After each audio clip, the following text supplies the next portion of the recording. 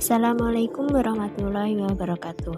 Perkenalkan, nama saya Indri Rafika, mahasiswi Universitas Terbuka UPBJJ Palembang dengan prodi Pendidikan Guru Sekolah Dasar dan dengan NIM 8602993844. Di sini saya akan mempresentasikan materi dari modul Filsafat Ilmu dengan kode IDIK 4006 dengan judul materi Ontologi, Epistemologi, dan Aksiologi. Yang pertama yaitu ontologi. Secara bahasa, ontologi berasal dari bahasa Yunani yang asal katanya adalah ontos dan logos.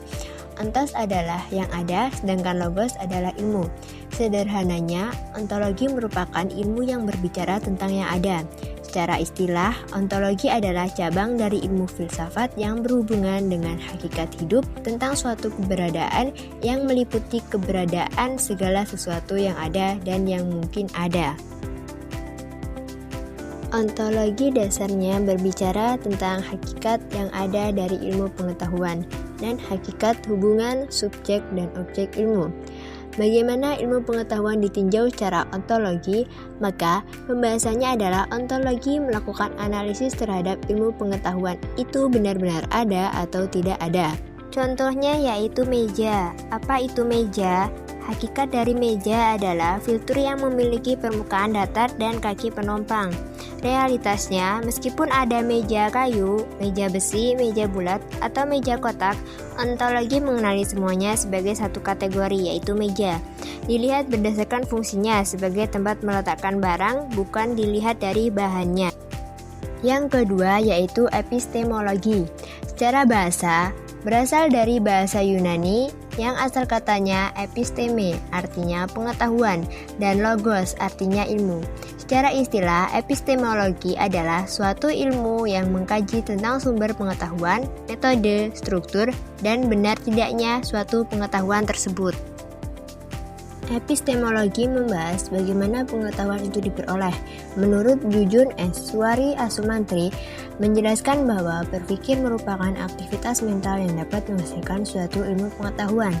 Diperlukan metode ilmiah, yaitu sebagai landasan yang digunakan dalam epistemologi ilmu, dan cara yang digunakan dalam menyusun pengetahuan yang benar, serta prosedur dalam mendapatkan ilmu pengetahuan. Metode ilmiah penentu layak atau tidaknya pengetahuan menjadi ilmu, sehingga memiliki fungsi yang penting dalam bangunan ilmu pengetahuan.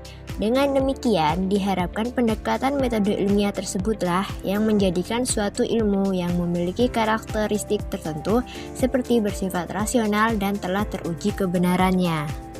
Yang terakhir yaitu aksiologi, berasal dari bahasa Yunani yaitu aksion yang berarti nilai, logos yang berarti ilmu.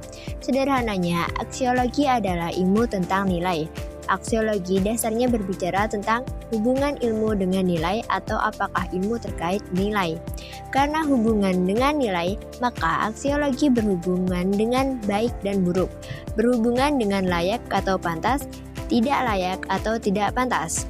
Ketika para ilmuwan dulu ingin membentuk satu jenis ilmu pengetahuan, maka sebenarnya dia harus tahu atau telah melakukan uji aksiologi. Contohnya yaitu mengetahui cara membuat obat bius untuk operasi.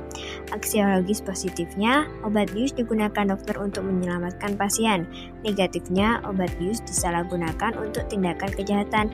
Jadi kesimpulannya, aksiologi memastikan ilmu kedokteran digunakan berdasarkan etika profesionalnya. Kesimpulannya, pada dasarnya para ahli filsafat membagi studi filsafat ilmu pengetahuan menjadi 3 aspek, yaitu ontologi, epistemologi, dan arkeologi. Ontologi tentang kebenarannya, epistemologi tentang asal-usul dan tingkat kebenarannya, dan yang terakhir arkeologi tentang nilainya. Kita dapat melihat dan memahami bagaimana pengetahuan dan ilmu yang manusia miliki sejak zaman Yunani kuno hingga saat ini dapat berkembang dengan pesat.